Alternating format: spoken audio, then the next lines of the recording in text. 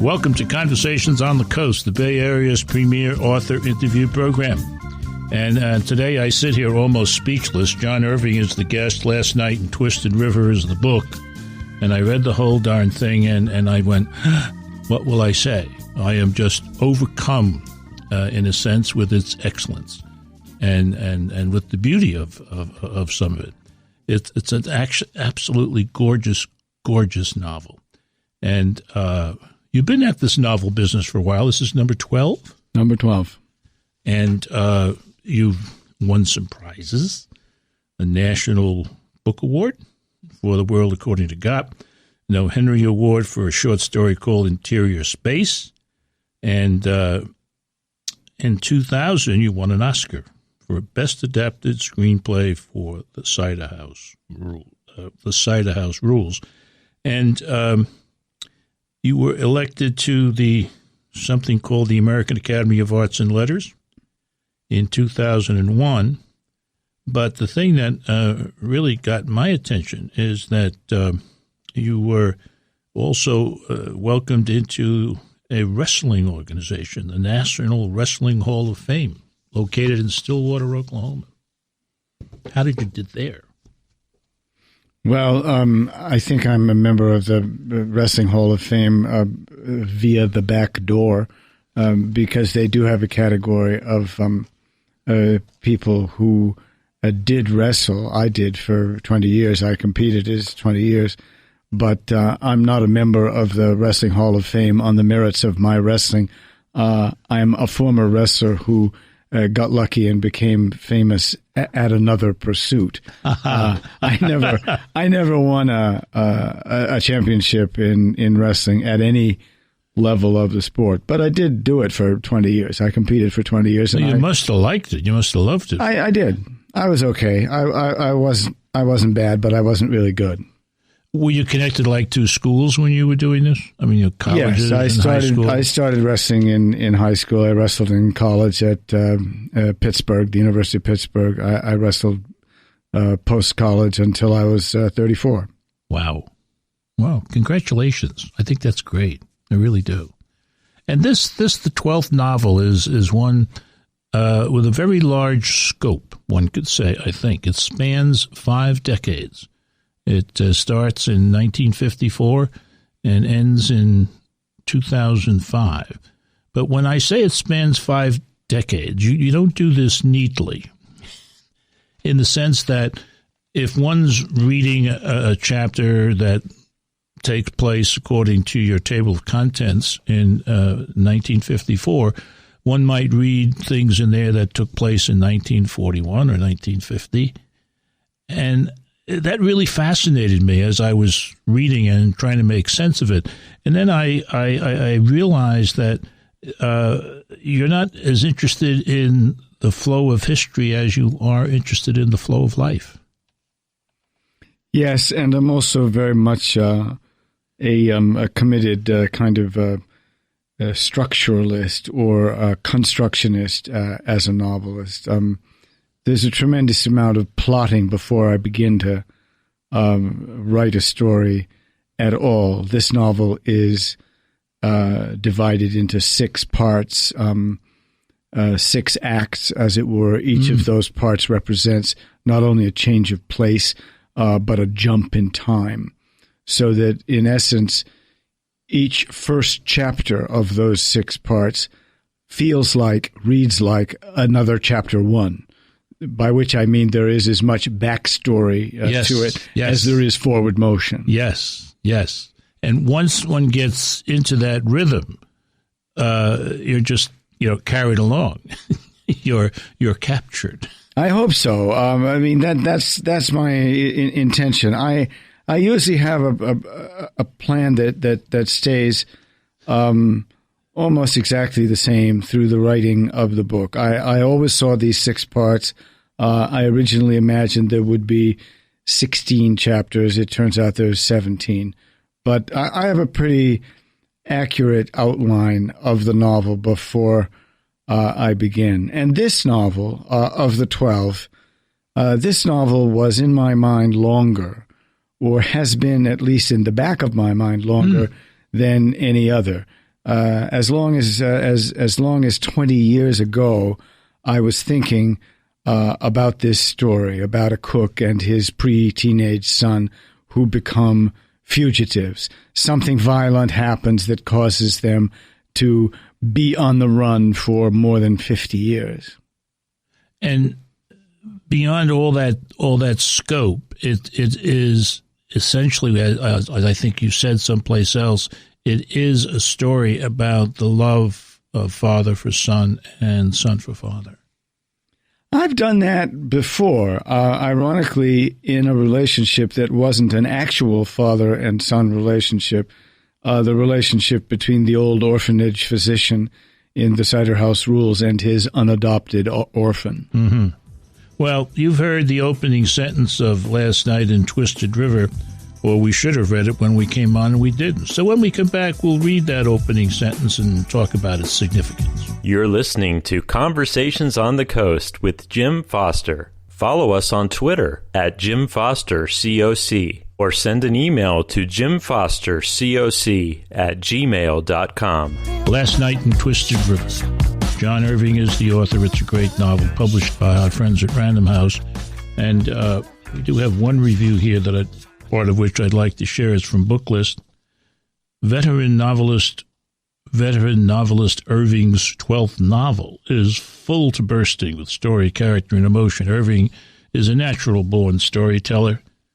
That's ridiculous. You've worked to be a good storyteller. Thank you. I'm glad you said that.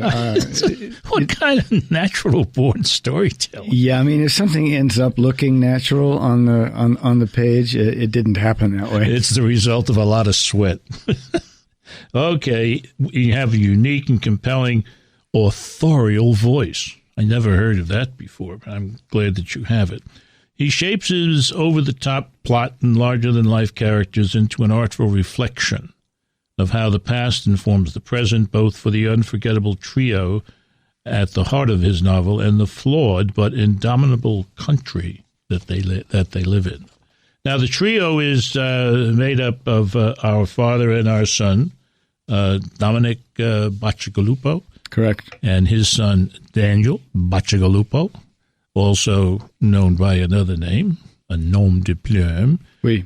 And then there is this totally fascinating character to me, Ketchum, who is a logger from way back, a guy who for a long time doesn't have a phone. He has to go to a pay phone if he wants to call anybody.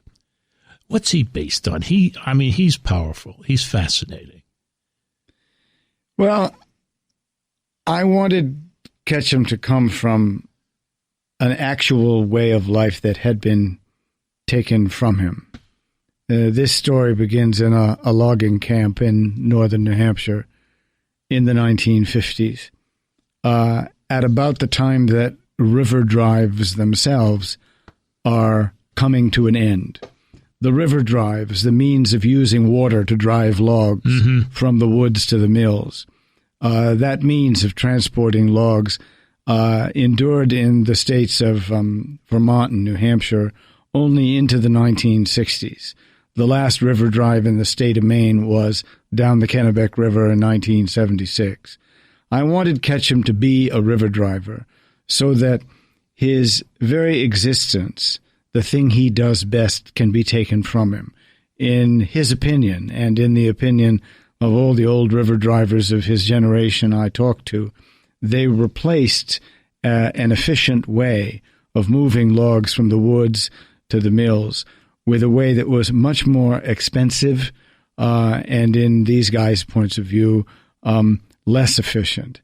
This informs Ketchum's politics, his radical libertarianism. Libertarian, yeah. You know, because I wanted him to have a reason, a grounded reason, an actual reason, to despise every and any authority from government on down. Anyone who's in charge is doing a bad job of it, in his point of view. The other thing that he does, I think, is that, what's the word? This probably isn't a good word, but he's kind of like a godfather to David and to Dominic both. Yes. He's seen more. He knows more. He's on the inside of the plot. Yes. And he stands by them throughout. Well, it was odd for me to have known as much about this story as I did for 20 years, but there was a piece that was missing that I didn't know that I think kept me from beginning this novel for as long as I did. I didn't actually get the last sentence of it until January 2005, and I somehow always begin with the last sentence. That's where I start, and I work my way backward from there to where I imagine a novel should begin, so that I move from a last sentence, which I get first, to a first sentence, which I get last. And often that process is in a year's duration, sometimes 18 months. It can be that long. Sure. The first chapter ends with with talk about the ending of this period of logging. And then there's a final paragraph, which I'm going to tell you, as far as I'm concerned, this is poetry. I want to read it. As for the river, it just kept moving as rivers do. Under the logs, the body of the young Canadian moved with the river, which jostled him to and fro. If at this moment in time Twisted River also appeared restless, even impatient, maybe the river itself wanted the boy's body to move on to. That is so beautiful. Thank you. That is so beautiful. And it takes you deep into what's going on and behind it. And I don't know, for me, sets the tone for the entire book. And to find poetry in the last paragraph of a novel, in my judgment, is a very beautiful and a very pleasant surprise. Last Night in Twisted River takes us inside other things like the Iowa Writers' Workshop and some strange groups therein. You're listening to Conversations on the Coast with Jim Foster. Follow us on Twitter at Jim Foster COC or send an email to jimfostercoc@gmail.com. John Irving is the guest. He is one of America's finest novelists. It's the first opportunity I've ever had to talk to him, and I'm feeling very good about that, John. Thank you. Very good about it. And the new novel is Last Night in Twisted River. The publisher is Random House. And a fellow by the name of Robertson Davies says some things on the back of the back jacket of your book, not about this book, but about you. Nothing in life, he writes, is easy for Irving's characters. And in his novels, the still, sad music of humanity rises to the orgasmic uproar of a rock band. I'm not so sure about the uproar of a rock band, but I find in this book much of the sad music of humanity, that people are trying hard to get things done, for things to happen, and sadness follows so often. But that, again, is your view. Your view is not a story, not a narrative, but to tell life, to capture life. Danny is ultimately a very successful novelist, but that's only the surface story in a way. And what you do is take us underneath that and all the other things that are going on in his life. And much of that is part, I think, of the sad music of humanity. Well, I was conscious of two things in thinking about Danny. I've written about writers as main characters of novels before, both in The World According to Garp and in A Widow for 1 Year. But this is the first time I've given what amounts to my process as a writer to one of those characters. Danny's process as a writer is almost as faithfully as I could make it mine. I even gave Danny my biography as a writer. He goes to the same schools I went to at the same times I went to them. But there, the autobiography stops. I was conscious of giving Daniel Bacigalupo in every way a life I haven't had, but a life I fear, a life I would have been afraid to have, a life that is the stuff of my nightmares, a life I wish I never have or that anyone I love has. If you think about it, everything that Daniel Bacigalupo fears from the moment we first meet him as a 12-year-old, it all comes true. He's afraid of losing his father, he will. He's afraid of losing his only son, he will. He's afraid of never being able to marry the woman he loves, he won't. So I have given him, constructed for him is perhaps a better word, the kind of life, both as a child, as an adolescent, and as a young man, that makes him live more in his imagination than he can ever be happy in his own skin. Mm-hmm. His personal life is a ruin. He at the end of the story is a lonely and reclusive man. But all alone on an island in cold Canadian water. Yes. But his life has made him live in his imagination or need to be in his imagination. I don't want to forget to share with our audience out there the first sentence of this book, the sentence that comes last.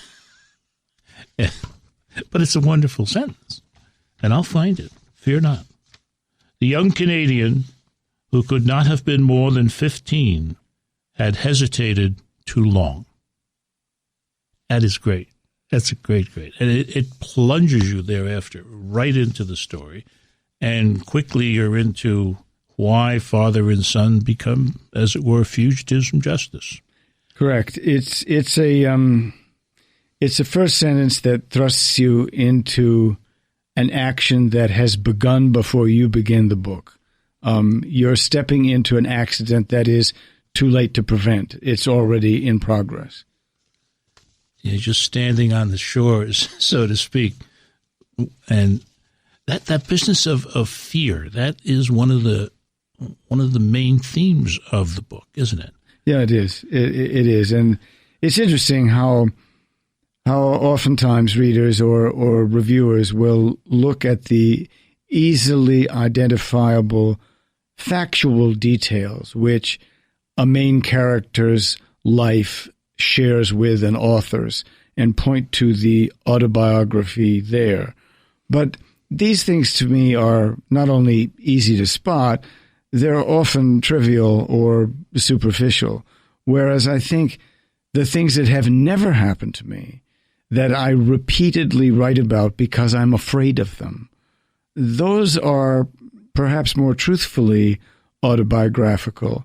They may not be literally autobiographical, but they are psychologically and emotionally things that I am compelled to return to as a writer again and again. And in that sense, more deeply autobiographical than the superficial notes that we interviewers and reviewers pick up That's on. what I mean. Totally, yeah. This is Conversations on the Coast. Today we've been talking to one of America's greatest men of letters, John Irving, about his new book, Last Night in Twisted River. This has been Conversations on the Coast, and I'm Jim Foster. Follow us on Twitter at Jim Foster COC, or send an email to jimfostercoc@gmail.com.